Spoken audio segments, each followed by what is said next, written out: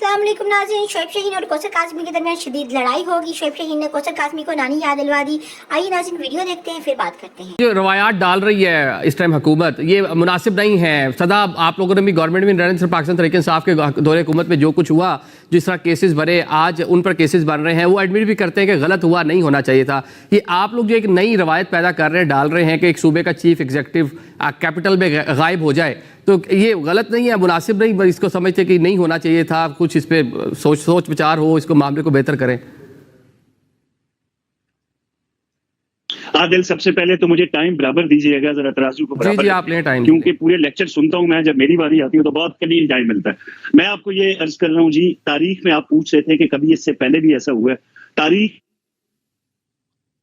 आज से हुआ कि एक सूबा वफाक के ऊपर चढ़ाई करे। आप देख लें, पूरी तारीख आप सामने रखें, कभी इस तरह नहीं हुआ। कभी ऐसा नहीं हुआ कि किसी और मुल्क के नेशनल फितना और फसाद के लिए इस्तेमाल किए गए हो। कभी तारीख में ऐसा नहीं हुआ कि आप गाड़ी के बूट्स में असलहे से लैस होके रियासती इदारों पे हमलावर हो जाए। कभी तारीख में ऐसा नहीं हुआ कि आपका जो वज़ीर आला है वो रियासत को ललकार के कहे कि आप एक गोली चलाएंगे तो मैं 10 गोलियां चलाऊंगा।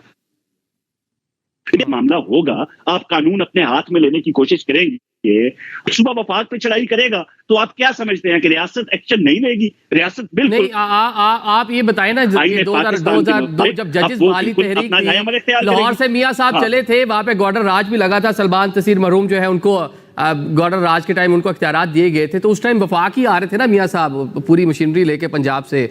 छोटे भाई उनके सीएम थे।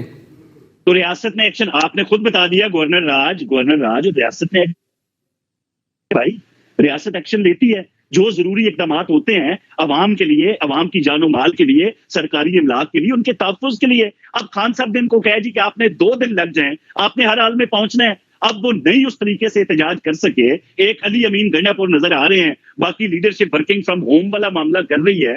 तो ऐसी सूरत हाल के अंदर मुझे ये लगता है कि जो खान साहब का गुस्सा है, शायद उससे छुपने के लिए, क्योंकि वहां से तो बड़े सख्त के हवाले से खान साहब ने क्या कहा, गुस्से आदमी है, इसको हटाओ।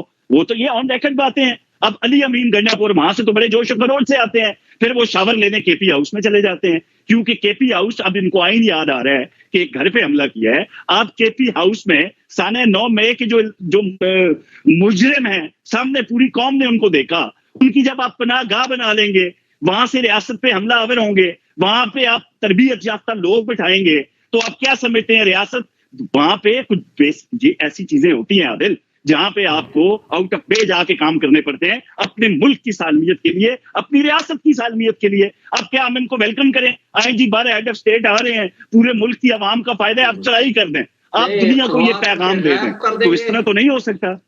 और यार एक मिनट बोलना है, चुप तक कर जाए यार, तू वेच बोलना शुरू हो गया यार, एक मिनट चुप कर, हौसला रख भाई मेरे। चले अच्छे से देखिए, अच्छी डिबेट चल रही है, आप अपने टाइम पे बोले, बिल्कुल बोले जी, आपने अच्छे तरीके से आप सवाल किया है, सवाल का जवाब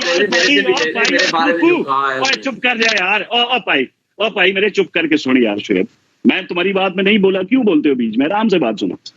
अब मामला ये है भाईजान कि सिर्फ जो उनका गुस्सा है ना खान साहब का, वो वज़ीर दाखिला ने कह दिया भाई, किसी को मैं रियासत को मशवरा दूंगा, इनाम रखें भाई, जितनी दफा मर्जी करूं, तुम्हें कोई तकलीफ है भाई? चले मुकम्मल करें जी, जल्दी मुकम्मल कीजिएगा जी कौसर साहब, काज़मी साहब, तो बस सुनाने दो मुझे भाई। जी कितनी दफा करेंगे आदिल साहब, कोई आप चले मुकम्मल करने दें जी, शोएब साहब बात मुकम्मल करने दें, उसके बाद हम सब चलते हैं ना, बात करें। अब भाईजान कैसे ना चलाए ना, बात करें। भाई चुप कर जा, और भाई दी बोलती बंद करो यार, एक मिनट चुप कर जा भाई, क्या हो गया? यार अब मामला भाईजान ये है, क्योंकि झूठ तो ये बोलते हैं रियासत पे। काज़मी साहब आप अपनी बात मुकम्मल करें ना जी, आप प्लीज आप अपनी बात मुकम्मल करें। इसको तो बात करने की नहीं है, शोएब साहब उनको बात मुकम्मल करने दें और फिर आपकी तरफ आता हूँ। कोई बात करने का सलीका होता है किसी में, बकवास और सिवाय कैसेट चलाने। काज़मी साहब आप मेरी बात, तो तुम ही करने वाले थे, जो आज तुमने कल गाड़ियां तोड़ी है, जो कुछ तुम कर रहे हो इस मुल्क के साथ, जो कुछ तुमने इस मुल्क को तबाह और बर्बाद कर दिया है, जो कुछ यहाँ गवर्नमेंट में, ये जो पंजाब गवर्नमेंट ने यजीदियत की बदतरीन मिसालें कायम की हैं, वो आप लोगों को कोई शर्म हया भी खत्म हो गया है और आकर के यहाँ बैठते हैं कैसेट चलाने के लिए, अपनी नौकरी करने के लिए। चले चले ठीक हो गया, ठीक है। माजिद निजामी साहब आप जरा बता दीजिए क्या आप देख रहे हैं, टेम्परेचर हम देख रहे हैं ग्राउंड पे तो गर्म है शो है। बात तो कर सके माजिद निजामी साहब, हम देख रहे हैं कि ग्राउंड पे पाकिस्तान तहरीक इंसाफ प्रोटेस्ट कर रही है या नहीं, कौसर काज़मी उस्मान बुखारी का पार्ट 2 है। उनको सिर्फ और सिर्फ लड़ाई के लिए ही नो लीग ने रखा है, लेकिन आज शोएब शाहीन ने भी उनको यही कहा कि जो पीटीआई का एहतजाज था वो पुरअमन एहतजाज था और एक कामयाब एहतजाज था। पीटीआई की आवाम ने निकल कर साबित कर दिया कि वो अभी भी इमरान खान के साथ हैं और इन दरिंदों से वो लोग जो हैं वो रिहाई चाहते हैं। अवाम के समंदर ने बाहर निकल कर ये बात साबित कर दी कि वो इन दरिंदों से तंग आ चुकी है, क्योंकि इन लोगों ने महंगाई से इस कदर कर दी है कि गरीब बेचारा रोटी खाने के लिए मजबूर हो चुका है। वीडियो के बारे में अपनी राय जरूर दीजिएगा।